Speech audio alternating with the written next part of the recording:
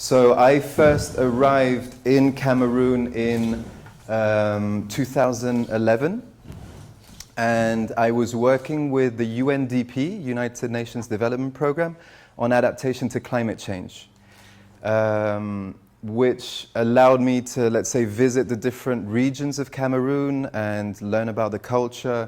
And as I was sort of talking about yesterday, let's say the lack of ideal which I found in my job kind of pushed me to look for different initiatives on the side to help. So I visited quite a few orphanages and other things. And the one which is in Idea is the one that touched me most and where I wanted to help. So just to give you a kind of overview, before going to Cameroon in 2011, I didn't know where it was in the map. So there hasn't been any big famine, any big wars. So that's probably why not many people have heard about it. But what's kind of amazing about the country is that it really is African miniature. So you've got all different kinds of landscapes, climates, and also the tribes living in the country come from all over Africa, so with time. So you have a huge diversity, and it's very rich. You have a lot of water, it has a lot of rivers, it has a lot of food. People don't usually, die of hunger there. There's a lot in that sense. But what you do have are these problems which are endemic to, let's say, places like Africa, which is corruption, we could call it neo-colonialism as well, etc. I'm not going to go into details, but these are things that you find in many other countries too, which mean that basically most of the population is just surviving. It's, as we were saying today, it's kind of, waking up in the morning, and if you don't find, something to do, then you're not going to come back with food at night. So Idea, where the orphanage is this red point here, which is between Yaoundé, the capital, and Douala, which is the economic hub of the country. So it's on this main axis, and it has different features. One is that they had a huge aluminum plant, Rio Tinto, I think it was when the Germans were there, when it was still a German colony, built, and that created a lot of kind of activity in the town, and it grew from there. And it also has one of the biggest rivers that goes through it, just to have that idea. What happened recently is that the price of aluminum went down. The government, took back this company, and a lot of the problems that happened with the government happened there.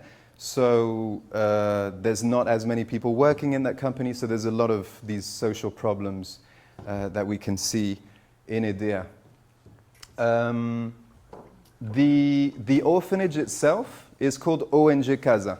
So the idea afterwards to call it Eco-CASA is based on Casa. Casa stands for Centre d'accueil le Samaritain, which was created by this lady here, who we shall call the Mama. And this is her husband, and he was the chief of the village where this orphanage is situated. Just to give you an idea, the chief of the village used to be very important. So all the land belonged to him, and if you were going to use the land in an appropriate way, he could lease it to you, he could give it to you, and as long as you were, using the land in a right way, etc., you could keep it. If you weren't, he would take it back and give it to someone else. And there's this kind of local democracy through the chiefdom. Now that the administration is there, it's much more complicated. So the power of the chiefdom has kind of wore down a little bit. So just to give you an idea, this village they call God no de, which is pidgin to say there is no God here. And it used to be a village where you would basically have... You have a question? After you finish your thought. Okay, sorry. I lost my thought. God no de, there was like mainly criminals and people doing witchcraft. That was basically the village. It was somewhere very, very hard, as someone living there, very hard, kind of kind of place to be living in. And going there several times, you know, as a white person, and they're not really used to seeing any white people, you know, you would just go maybe for a beer at night with a few friends, and you would have 20 people coming at you, give me a beer, buy me a beer, give me that. It's harsh. It's a harsh environment.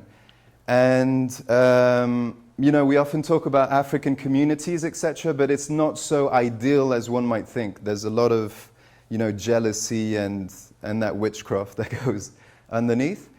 So when I got there and I saw that kind of environment, and then I saw what this beautiful initiative that they had, it really touched me. And I could really see that they needed help, and it kind of, you know, it started slowly. It was just a little sparkle maybe at the beginning, but it just made me think of, okay, what would be the best ways maybe to help them in the future? And so what they do is they provide education, nutrition, and healthcare for the children. But then they also have elderly people who are staying there. Because in Cameroon, social security is basically your family.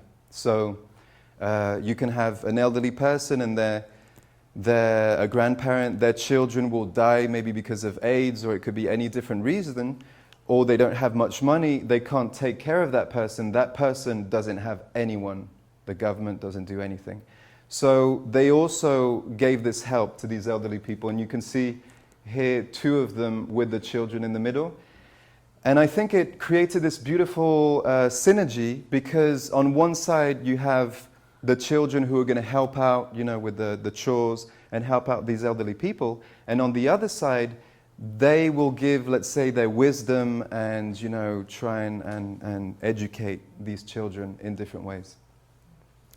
So the idea to help them took several forms, and the end of it was basically, they said that they needed a center because everybody was staying at the chiefdom, but there wasn't much space and they didn't have much money, so they really wanted a center, and they showed me plans which they did have, but, you know, which they would have had the same problems they have now. They would just continue. So I was thinking, okay, this center seems interesting. I was already interested in sustainable construction, agriculture, etc. So I thought, okay, let's try and think of how this center could exist and respond to all their needs. And this is actually, I've got a second lecture today. We'll go through the whole process, but now the end result was basically this center here. So it's someone called Pupi, who I met in Ushuaia, who's an architect who helped me design the center here. And all of it comes from sitting down with the people from the NGO, seeing their needs, what they wanted, getting it all together, and thinking of the appropriate way to put it together. So we'll talk about 2 things: ecotexture, bioconstruction, kind of vague terms, but we'll try to go into a few of the details. And a lot of these which you see here are principles which I took from Earthship Biotecture, which is this company that builds these autonomous houses. So one thing they do is natural heating, natural cooling. In this case, they don't need any heating because it's a tropical climate, it's extremely hot. So we go for the cooling. We wanted to have renewable energies. We wanted them to be able to produce all their own food, and more than that, enough food to also sell and therefore help sustain themselves. Water harvesting, treating all the wastewaters, all the waste on site, and the integration of a learning and health facility, which I was really inspired by your examples. And then, of course, activities to generate revenue, because it's not enough just to live, you know, autonomously in that center. The children still have to go to school. There could be a big medical problem. They would have to go to the hospital, etc., etc. So the idea is to integrate these kind of activities within the center so they could help sustain themselves in the future.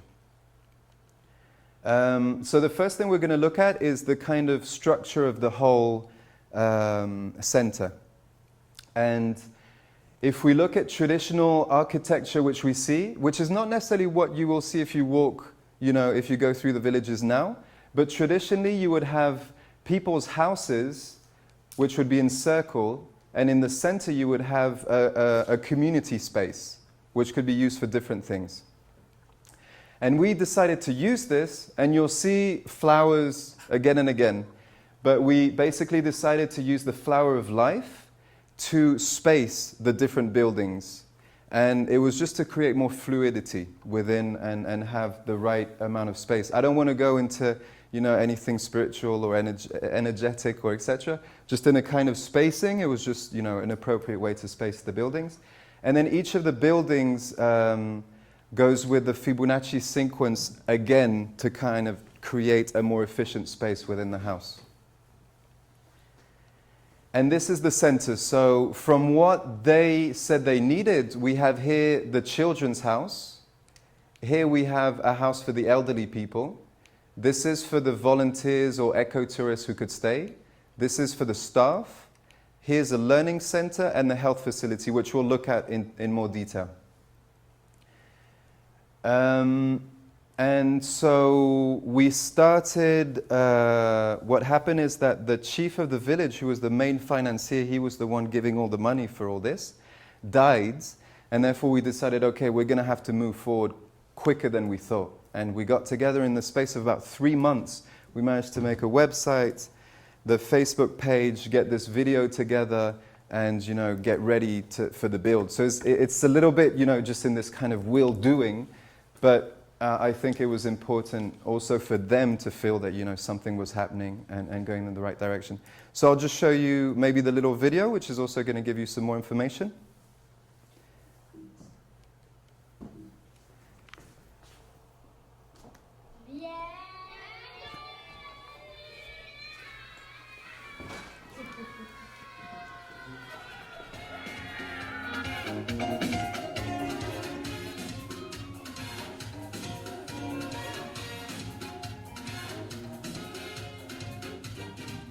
With your help, we now aim to build a new centre which will be able to provide energy, food and water for 50 children and 25 adults.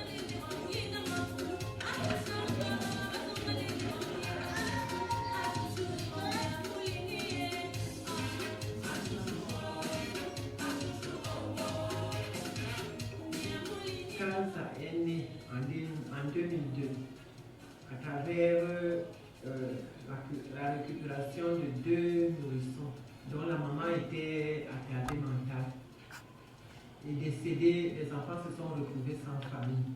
Or, il fallait qu'ils vivent, que leur santé soit rassurée, que leur nutrition, que leur éducation. Notre objectif, c'est d'assurer leur santé, leur nutrition, leur éducation, et qu'un jour, qu'ils puissent se prendre en charge eux-mêmes. Maintenant, les enfants sont plus nombreux que les chambres, que les lits, que les tables, que tout. Donc, nos besoins sont nombreux. Nous aimerions avoir vraiment un orphelinat, quoi. La construction d'un orphelinat qui puisse accueillir non seulement ces enfants et d'autres qui frappent à la porte. Là où l'encadrement serait rassuré, l'éducation rassurée, la nutrition, tous les besoins, hein, et que nous puissions nous prendre en charge en tant qu'orphelinat nous-mêmes.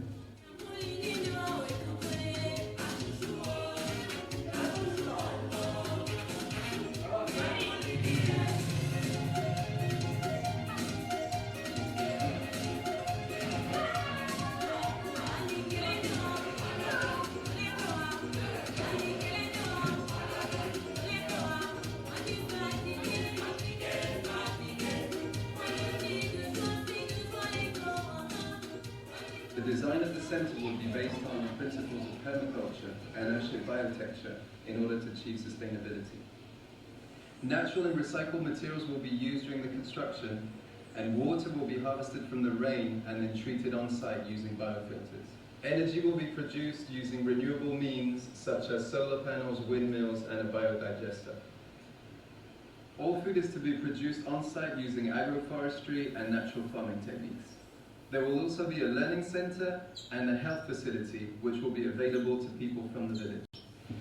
Activities generating revenue will be set up to ensure sustainability and provide finance for future endeavours. Your donation will go towards acquiring the necessary tools, materials and equipment to make the stream come true. And a group of local and international volunteers will work together towards this noble cause.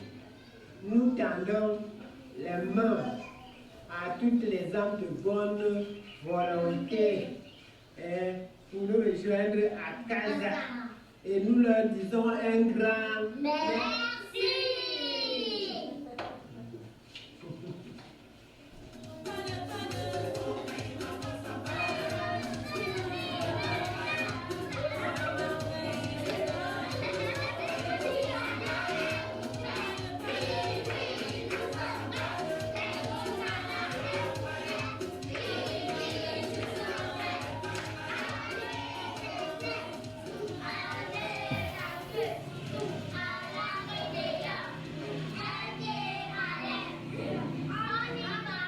So we asked for 75,000 euros, which was very ambitious, and this was to build the first stage of the center, which would have been to have the children's house, the house for the staff, and then a kitchen and a bathroom, and also some agriculture. In the end, we got nearly 6,000 euros. But through actually the burns, they got more money than they managed to get more money together than the whole money we had in crowdfunding, which basically helped us to start the project. So I think we went there, we had about 11,000 euros to start with the work. And the whole idea was also that the volunteers who would come would have food, a shelter to stay, etc., because we wanted them to feel appreciated for what they were doing too. Oops. Wrong button. So the children's house, which was the first one to be built, oops, there we go, looks like this as a plan. So it's 4 rooms, 4 circular rooms, with a room in the center that connects them together. And we were going to put a dry toilet. I'm going to go into more detail about dry toilets in the second presentation. But then the mama didn't like it too much, the concept, which a lot of people who don't use dry toilets don't usually, it's a bit strange to get your head around it. And then we thought, okay, in any case, let's concentrate on the house. And if they don't have one, then that means they'll be using the normal toilets, which in any case is going to produce biogas, which is what we want. So this is what the plan looks like, and this is the house towards the end of the work we were doing. So that's what it looks like on the ground. So I think the reason why we chose the model that we were doing, that we chose the materials that we were doing as well, is because they have this tradition of building with natural materials, but it's seen in a very negative way right now. So when people come from the village, go into town, work, then come back to build their house, what they're usually going to do is build with cement bricks. And for them, this is a kind of social status, is to say, okay, I've managed to make it, I'm someone. And I actually love the look of these houses, but you can also understand why that would happen. And there's different reasons. One is that the wooden columns, which are the structure of the house, are dug straight into the ground. It's a tropical area, so you have a lot of rainfall, a lot of humidity, and they usually, they'll also with the pests, but they'll break down, and you usually see the houses kind of, fall apart slowly. Then what they do is they put bamboos on both sides of the columns, and then inside they just kind of smash up a bit of the earth, put water, and then they just kind of put it in like this. It's extremely quick. I mean, they make these houses very quick. But what we wanted to do is just to try and take some of the things that we learned and just improve on it. And in that sense, to try and re-give a kind of value to building with earth. That was our main idea. Also because we can talk about it more in detail, but earth has got a lot of different properties, and one is that it will breathe, It will regulate humidity. It can also filter different, pollutants, etc. So for me, it's a really great material as long as you use it, in specific ways. So this is the little plus that we wanted to bring. We didn't want to come and say, okay, look, we know how to do. We want to try and take as much as possible of what they have, but maybe give it a little plus from what we've learned, from the technologies we've learned. So, as I was saying, Idea is by the river, so we had a lot of sand there already. So these people go in their little boats, they go with a bucket, they go and fetch the sand under the water, then they put it on these boats, it goes back, and then a truck comes and picks it up. And there was actually one of the orphans working there. This is close to the chiefdom where the children are staying right now. So through him, we got this organized. Here you can see this is my cap to sift the sand. Then the earth that they have is very rich in clay, so it's very good as a building material. The clay is what holds everything together, sticks. So we had it naturally there. These are the children digging a hole. And then we had different fibers. So we usually use straw, but we didn't have any there. This is the jungle. So what we tried to find is go around and we just experimented, look at what we had. And a great material was actually the palm trees. You could use the leaves themselves, which we'll look at how this is what she's breaking up now. She's taking off the leaves, the dried leaves. And then the inside of the trunk has got all these tiny fibers in there, which can also be used. So we tried to use really what we had there. Then the tools and the materials. So we would create connections.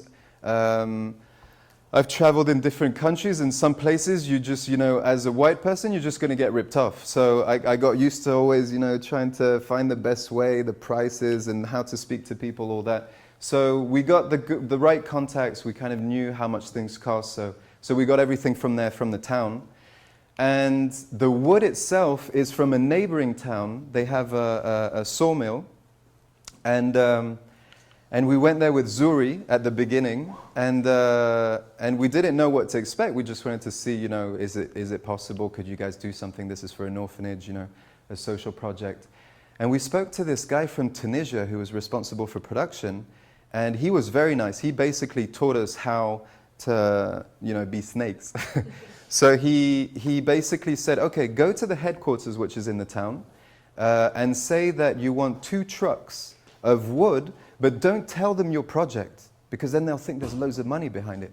Just tell them that this is, for firewood for the orphanage. And that's what we did. We went there, we told them, they wrote the little piece of paper, they signed it, and then he kept the right kind of wood on the side for us to take. Just to give a little bit of insight, this sawmill, and this is what happens in Cameroon, is that all this wood is actually meant for foreign market. It goes to Europe. And what the Cameroonians are left with is what they call garbage, the defects. But they're still good, integral, but they don't have a nice color, or they have a little imperfection, and that's not good enough for their market. So the people there, that's what they're left with. And if it's not that, then it's illegal sawmills. They source their wood illegally. So this was a way to get, cheap wood. And then to transport it, actually, this person who was working with this volunteer there, who's from the military and who started earlier on and was really passionate, we'll look at some of the stuff he's done afterwards. He had contacts with the military there, and they, put us in contact with the police. And then, if you give the guy a little, present, then, you can use his truck. And that's how we transported the wood to the orphanages. And like I was saying, there's this aluminum factory, which is in town. I do not like this kind of metal sheets. I don't think I'll ever work with them again. I hope. But we managed to also get like an insider who was able to give us a good price, and we're able to have the material. As you can see here, the technique we're using to cutting is with a machete and a piece of wood. But the material makes this horrible noise. It sounds like, I don't know, some kind of demon screaming. So then we have the reclaimed materials. What you will see in Cameroon is people chucking plastic all over the place. It's just, you know, they use it, they chuck it. They don't have to think about it. It's just the way they used to do with a banana peel, which didn't matter because it would just, you know, fertilize the ground. But now you have all this plastic which is there, and during the rainy season, you just see it all go into the streams, the rivers, and you see rivers which are just full of it. They're just full of plastic bottles and plastic, which then creates a lot of problems. It will block, overflow, mix with the latrines. You know, you'll have this problem. Transport as well, it can create. So basically, the idea was to try and use as much as possible. And some African countries are really good at it. But Cameroon is not yet there. They don't think about these things yet. So what we had between Yaoundé and Douala are the two big possibilities. Idea is quite small, so there's not many tires. So we tried to find out, source, you know, the tires.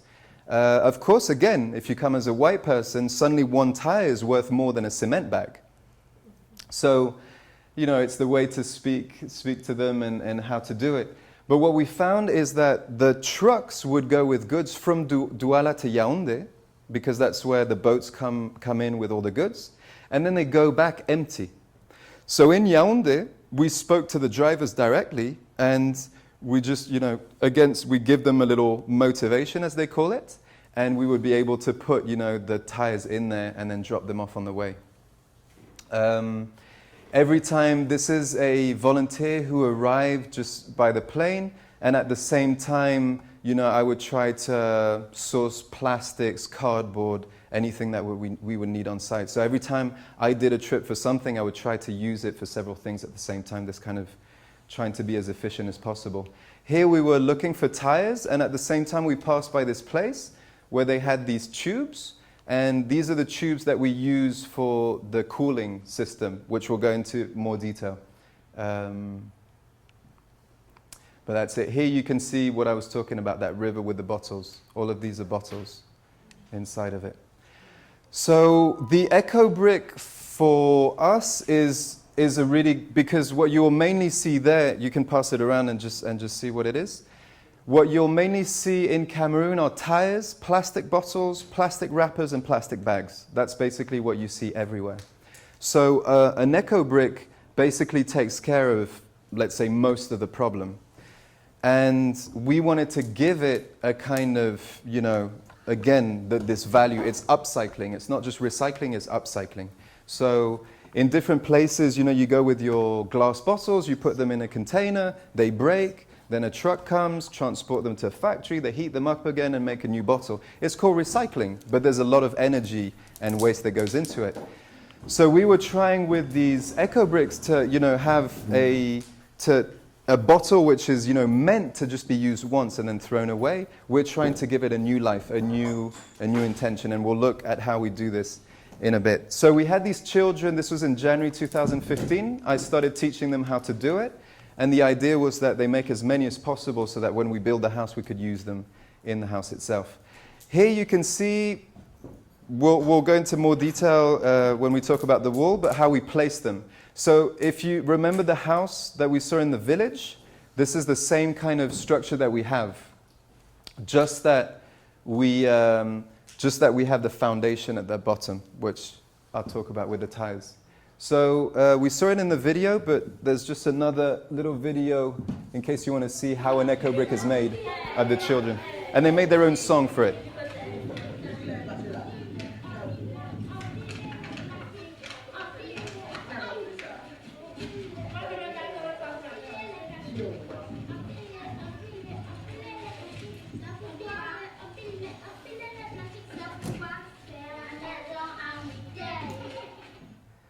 So they were saying, we're compacting the plastic. What is it for? It's for the house made out of bottles. This is before the construction. This is the preparation phase. Yeah. So this design that we had with these 4 different circular rooms, this is how we begin. So we use the tires, and the tires have different functions. One is that they are the foundation to the house. The other thing that you can do is these tires can be a structural wall. If it goes to the top, you can put your roof over it. The other thing is it can contain a wall. So if you're building and there's a slope or something like this, you can build this wall by it and it's going to contain it. And the other thing too is it's thermal mass. So if you want to, it can keep the heat. The way that we do it is we put plastic at the bottom. Earthship, the company that we know, they usually, they buy plastics and they cut them and they put them in. We were trying to go everywhere we could. Everywhere we went, we ate on the way to work. All of this, every time we were just picking up plastics, and that's what we used there. So you put the plastic first, and then once you'll start going upwards, you'll have to put a cardboard. There's other ways of doing it too, but that's going to contain the earth in it. And then you compact the earth into it, which basically it ends up at 95% kind of, compaction, solidness. And you would touch you can touch the, well, not like this, but you can push the rubber and it won't move. It's just a brick. So it basically means that we have an extremely sustainable, durable material, and it has many different functions. So tires are quite good in that sense. A lot of people are scared of the off-gassing, but the off-gassing generally happens in the first, tiny part of the life. When they're on the roads, etc. That's where most of the off-gassing happens. Once that's done, there's not much off-gassing. And if you plaster it, then it's kind of, conserved within that. So what we did is, they're used as bricks. So as you can see, you'll always have one tire above two other ones. When you compact the tire, it takes the shape, it's going to push itself to fit in the ones underneath, which means it's extremely resistant as well. It's very anti-seismic. These houses were built in places where there's a lot of earthquakes, and they hold very well. And what we try to use again is, so when you start a wall and you finish here, the next one you put here, but you've only got half a tire. So what can be used, you can put cement there. You could put, like chicken wire, something around it, a mesh, and then you would put cement to the same level, and then you can continue building on it. The other technique is to take a tire, cut it, and then put it here, and then just compact it to not use any cement. And that was our idea, to not use any cement at all. We used a teeny bit, but less than a bag, but it was also a way to show that it is possible. And then what we did between the tires is we put these plastics and we compacted them in there, a bit like you would compact an eco brick. And what it would do is that when you then put the plaster over it, it creates a vapor barrier for the inside. So this is really, and I think in the other presentation I'll talk about it too, it's this kind of zero cost, as much as possible zero cost building, which the idea is then for people, to take on. Because if you come and you build with expensive materials, people won't, be able to do it. But if you come with the cheapest, most affordable way of doing it, and it makes sense, and it works, then people might go with it. So that was the whole idea. So we compact it, and then we have the plastering. How much But do those things weigh when they're full of sand? Whew, you can have, it's earth, it's like a mix, but you could have 2 or 3 people who need sometimes to move it, It'll be 2 tough people. I can't tell you exactly how much it weighs. I heard it's like 300 pounds. 300 pounds, and I'm not very good with the imperials this time. But yeah, so these tubes which we found, this is what we put, therefore, in the foundation between the tires, and then in the exterior, they're going to be submerged with earth. And what's going to happen is that we'll have the air going upwards. We'll look into it afterwards. But that will basically suck air in through the tube, and going through this earth, it's going to cool down to the temperature of the earth and then come inside the building. And you can see there, I don't know if we can see it, but it's actually nice and level, which is good. Yeah, and they're heavy. 3 people there carrying one. So this is the end of the foundation. We had these 3 courses of tires, and then above this, we were going to build the same structures they had in their houses with the wood, etc.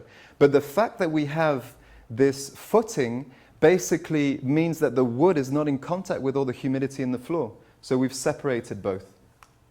And you'll see afterwards what we did at the exterior is put soil all around it and plant and have different vegetation there. So this is a celebration time which we had to celebrate the end of it.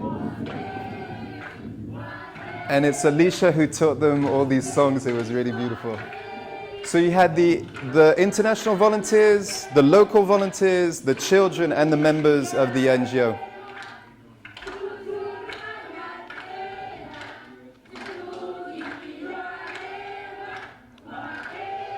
Barak is too cool for school, huh?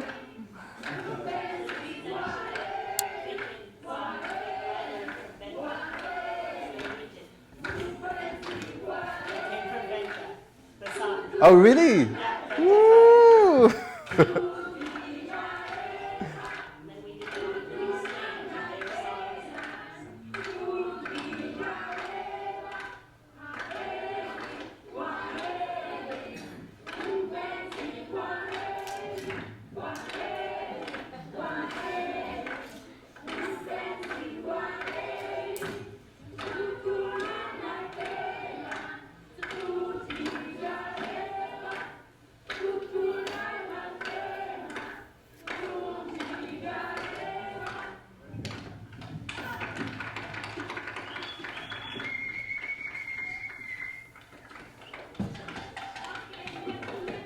So I hope you were proud of their performance. What? Were you proud of their performance? Was it? Okay. You taught them songs in how many languages altogether? Christopher.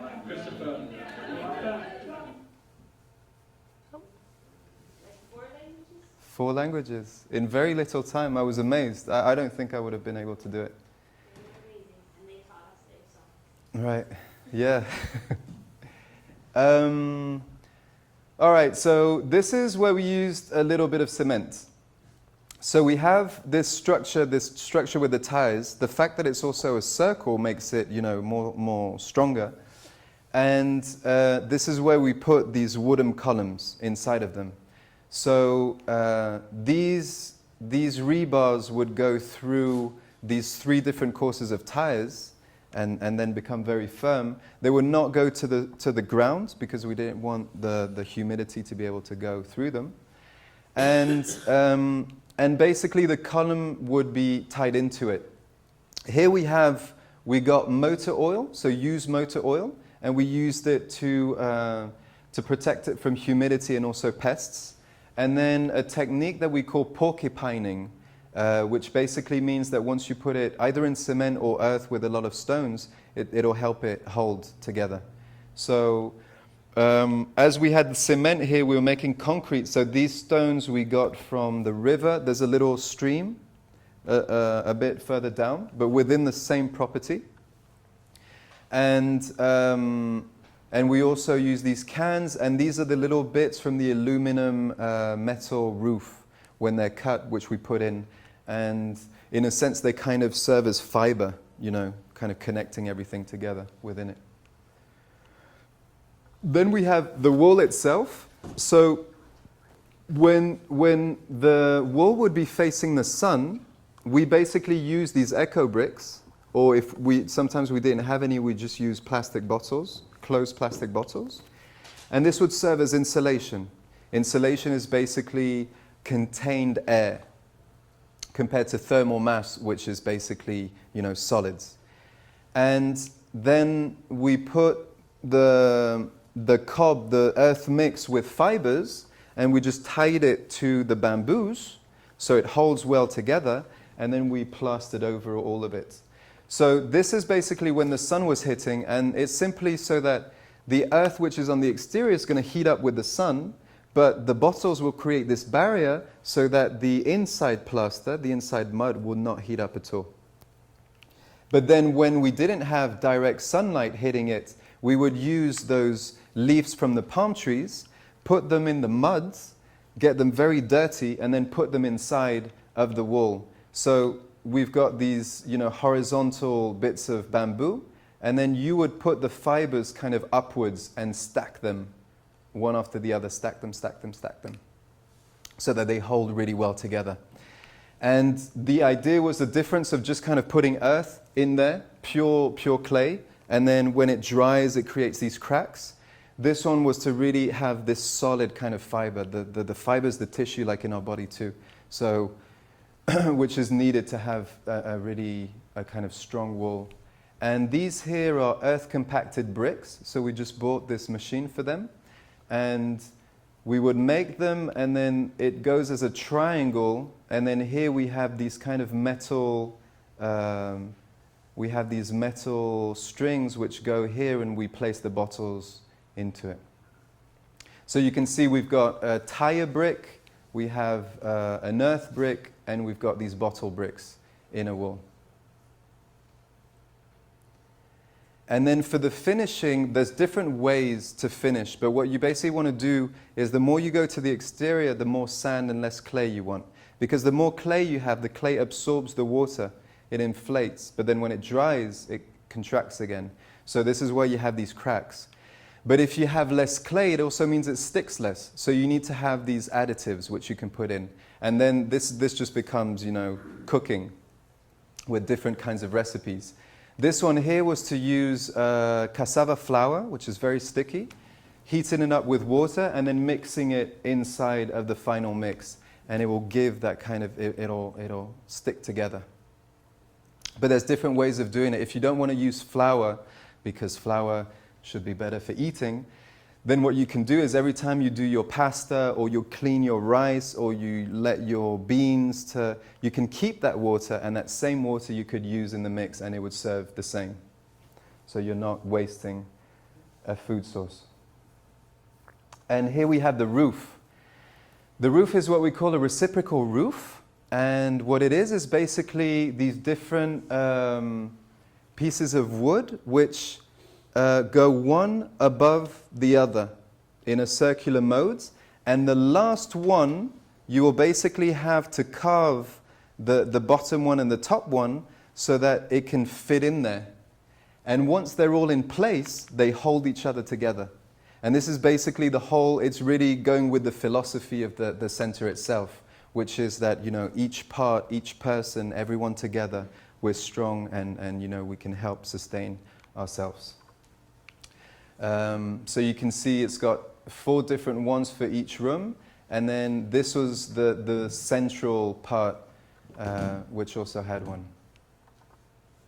Excuse me, does that also make it more resilient in an earthquake?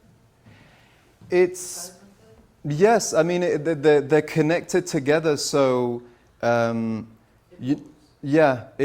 kind of move, it'll all go together. And the fact that the tires, the columns, everything is connected together would be.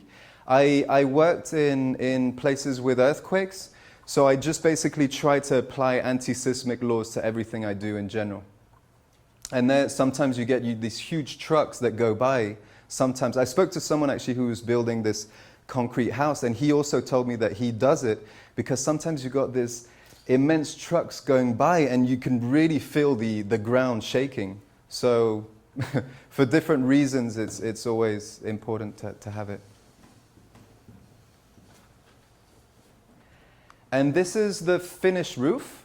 So this is the reclaimed pieces of wood which we put. And here, these are plastic bottles.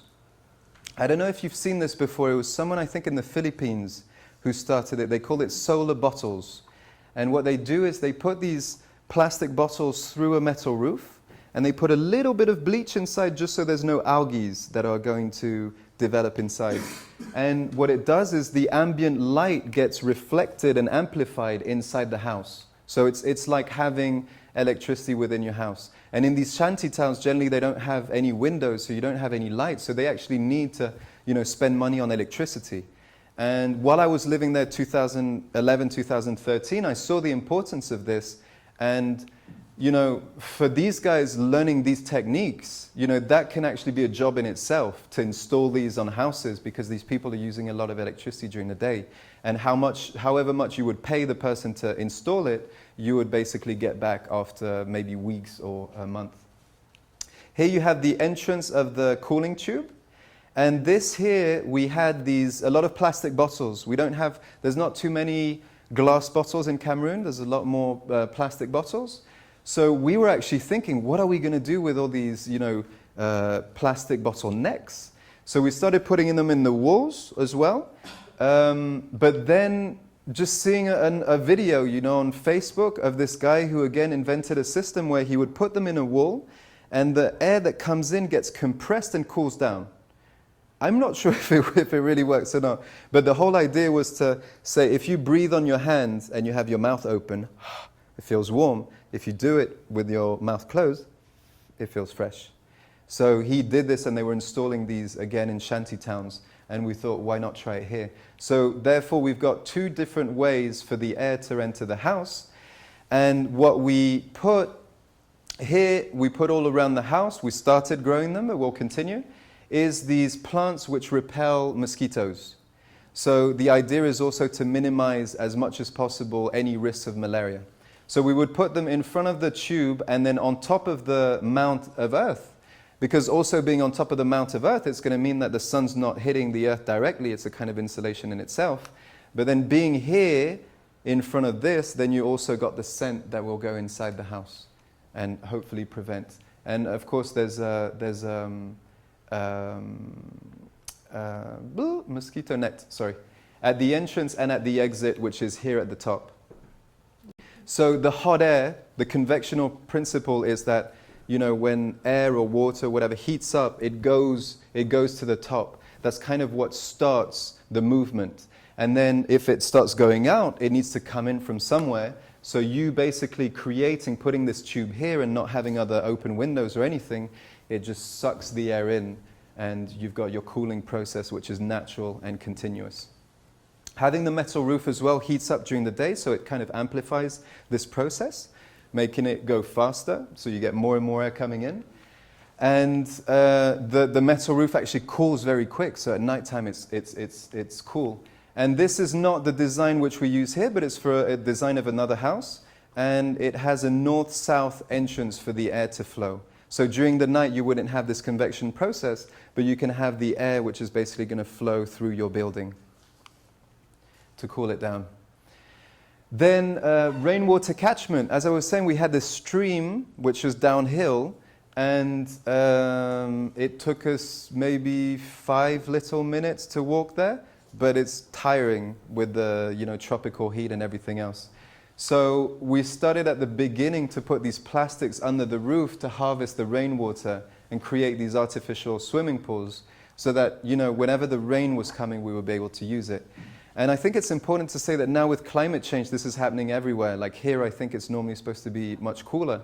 What they have there is they used to have these very precise set, ways of doing agriculture, which was on this specific date, I will plant my seeds and, the rains will start and I will get whatever food I have. Now the rains might start a month before. So farmers start growing at that point, start planting the seeds, but then it stops raining for a long time and they can lose a lot of these seeds. So it's a big problem. And this is why these water systems, which we're going to talk more about as well, for me are very important there. That all the water that you can use for irrigation and therefore grow plants in different seasons as well. So we got this cistern here, which basically goes under the roof. So the water on top of the roof is all, channeled to one place, and then it goes into the cistern. What you usually do is you build a little dam just at the exit with little holes, so that all the sediments would stay at the bottom and you only have the water going out. And then just to protect it, this is a salad bowl. What's it called? Stainless steel. And having again gravel in there to kind of hold the sediments and have the water go at the bottom. Then we have renewable energy. So the children, after school, they want to revise, they want to do their homework. What happens? Power failure. And this happens all the time. So to be independent at this level with energy is really important in so many different regards. Even, for computers, just having the computer connected when it goes on and off just burns the battery down. So the idea is to have these solar panels and this windmill, and what you have inside the house the most important, appliances will have to depend on direct current, DC, which is what comes out of the solar panels or the windmill and also from the battery. Why? Because then if you want to change it, you put an inverter, you change it to alternative current. If you have, let's say, your lights, let's say your fridge or your water pumps depending on AC, and you have a problem with the inverter, you don't have these basic, you don't have these basic utilities. So the whole idea is to have the lights, the fridge, the pumps connected to the battery, so directly on the DC. And then if you have a problem with the inverter, maybe you can't connect, I don't know what it is that you need in your house, but at least you have the basic still there. Okay, I only have 5, is it 5 or 10? 5, okay. All right, something else that we did in the kitchen is what we wanted to do, a high efficient stove. So the whole idea later is to have a biodigester, which basically from your poop, you are able to cook. So a kind of closed loop, and this is always what we look for, that everything, works in a loop. This is in the meantime, and it's also something that we didn't think so, but actually, went quite far, was to build this as efficient as possible stove. So what will happen is you'll put your wood inside. I don't know if someone's heard of a rocket stove before? Okay, so they're these highly efficient stoves which basically use much less wood and keep the heat. Here we're in a tropical climate, so again, we don't want to keep the heat. So the kitchen is going to be kind of, there's going to be air circulating. But what we have is we have the wood that gets burnt inside, and instead of burning wood and it's all burning together, it actually releases a lot of toxins. If you're just burning the edge of the wood, it releases far less, and it's also going to last for longer and be more efficient. So what we have is we have the fire starting here, it goes through, and it basically continues going upwards inside of the stove. And when it goes into the first compartment, you basically put your pot, and instead of having your pot, on top of it and then there's heat escaping, you're basically containing the heat within, and it'll heat all around the stove. Then it'll go to the next compartment, heat all around this one, and this is basically a little chimney that we just made there because we noticed that the wind sometimes changed when there was rain. So having this would just mean that we wouldn't have a wind coming the other way and blowing the smoke back outside. And so what we have here is a wall which is made out of earth, thermal mass. So that means it's going to keep all this heat within. And on the side we use these eco bricks and plastics to create insulation. So when this fire had been going on for, I don't know, maybe 30, 45 minutes, inside it was boiling, but if you put your hand on the exterior, it would be cool. So what can happen then is that even if your fire stops, basically the heat within will continue cooking, and it will not be released outside. So it's just trying to be as efficient as possible. What happened then is the mama from the orphanage, because this is in the center, which is further away, but at the chiefdom, she asked for one herself. So we built one. The way we built it was slightly different. Because of what we found there. There was rubbles, there was bits of cements, etc. So these are little bits of cements which we recycle. We created a dome, first compartment, second compartment. These are tins, that usually keep, I don't know, powdered milk or something like this. And you basically have the same process going on. And I don't know why the other one ended up looking like a turtle, but this one we thought, okay, let's give it again a kind of animal. And this is the sheep that they had, which had 2 babies that same day we were making it. So we decided to give it a sheep kind of, making a sheep kind of totem with its 2 babies, cooking here. And what we had is this guy we talked about before, this military person who's now wants to build his own ecological center. He's really motivated in all of this. Sent us pictures of this little baby he created.